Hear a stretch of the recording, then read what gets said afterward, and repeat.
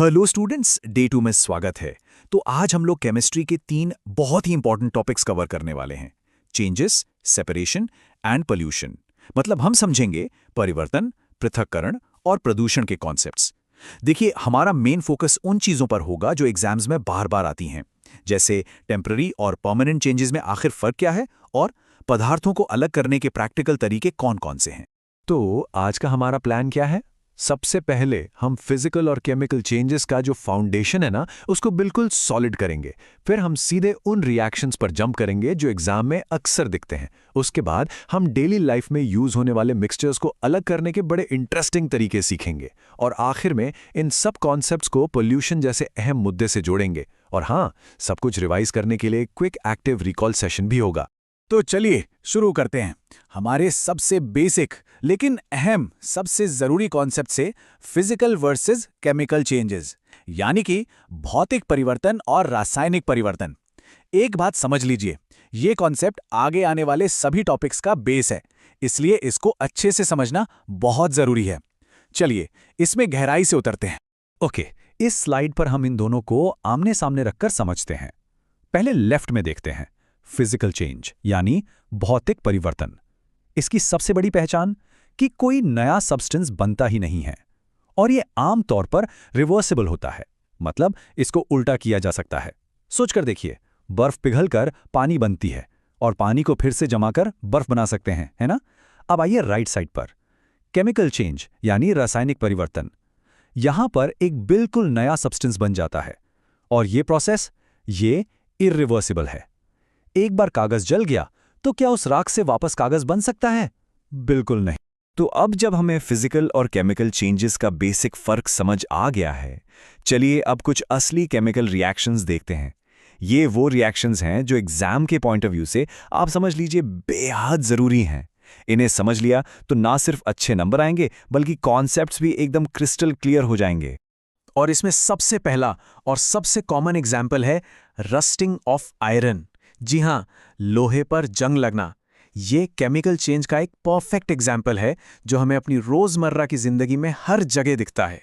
तो सवाल ये है कि जंग लगता कैसे है?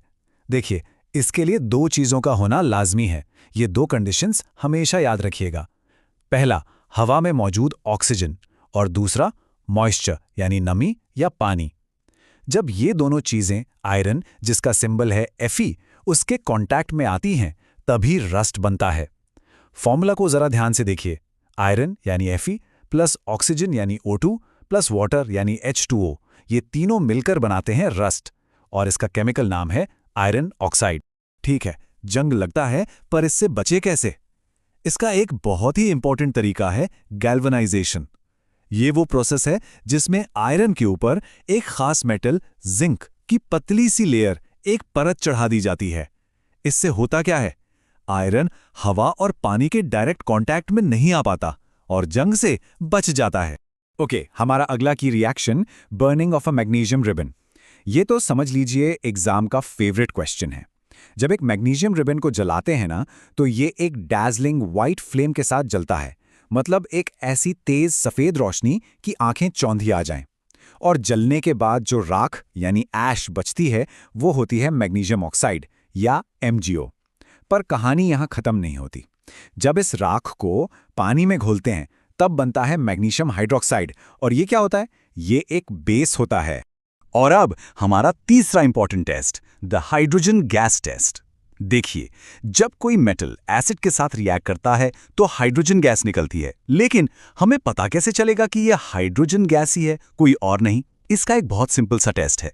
जब उस गैस के पास एक जलती हुई माचिस की तीली ले जाते हैं, तो वो एक पॉप की आवाज के साथ जलती है। ये जो पॉप साउंड है ना, ये हाइड्रोजन गैस का सिग्नेचर टेस्ट है। इसको बिल्कुल मत भूलिएगा। चलिए अब हम आगे बढ़ते हैं अपने अगले सेक्शन पर। यहां हम पदार्थों को अलग करने के अलग अलग तरीके समझेंगे। टॉपिक है सेपरेशन ऑफ सब्सटेंसेस, यानी पदार्थों का पृथक्करण। और ये सारे मेथड्स वो हैं जो हम अपनी डेली लाइफ में बहुत इस्तेमाल करते हैं, कभी-कभी बिना ध्यान दिए भी। तो इस टेबल में दिए गए मेथड्स को एक एक करके देखते हैं। सबसे पहला है थ्रेशिंग। सोचिए, किसान खेत में अनाज की डंठलों को पीटते हैं ताकि दाने अलग हो जाएं। इसी को कहते हैं थ्रेशिंग। फिर है विनोविंग, जिसे निष्पवन भी कहते हैं। इसमें हवा की मदद से भारी अनाज को हल्के भूसे से अलग किया जाता है। उसके बाद है सेडिमेंटेशन या अवसादान। जब पानी में रेत जैसी कोई भारी चीज मिलाई जाती है तो वो धीरे धीरे नीचे बैठ जाती है। इसी प्रोसेस को सेडिमेंटेशन कहते हैं। फिर आता है डिकैंटेशन यानी निस्तारण।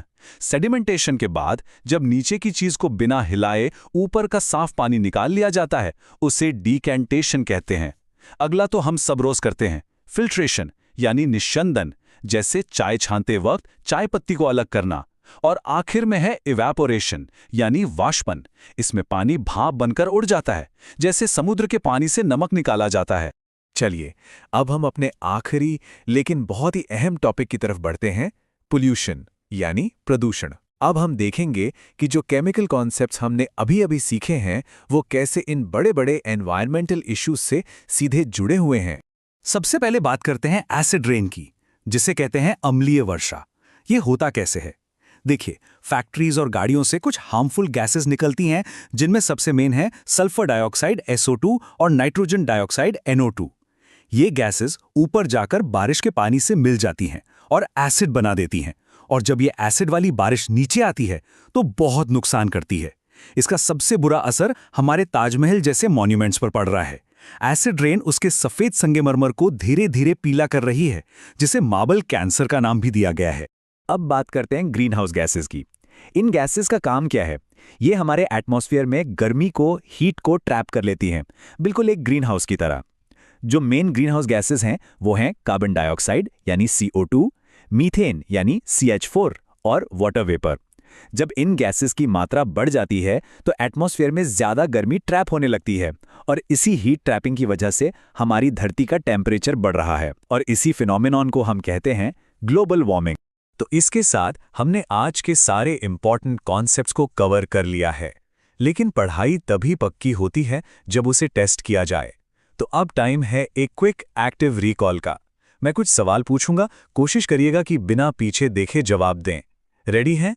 तो पहला सवाल, गैल्वनाइजेशन की प्रोसेस में लोहे को जंग से बचाने के लिए उस पर कौन से खास मेटल की कोटिंग की जाती है?